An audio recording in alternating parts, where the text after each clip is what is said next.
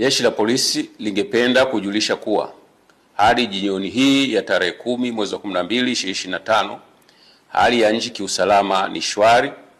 na shughuli za kiuchumi na kijamii zimeendelea kufanyika katika mazingira ya amani na utulivu.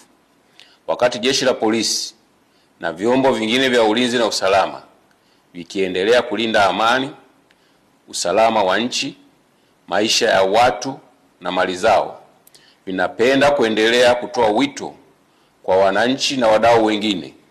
endapo wanawafahamu watu waliounda na wanaendesha makundi ya mtandaoni yenye lengo la kuandaa na kusambaza taarifa za uzushi,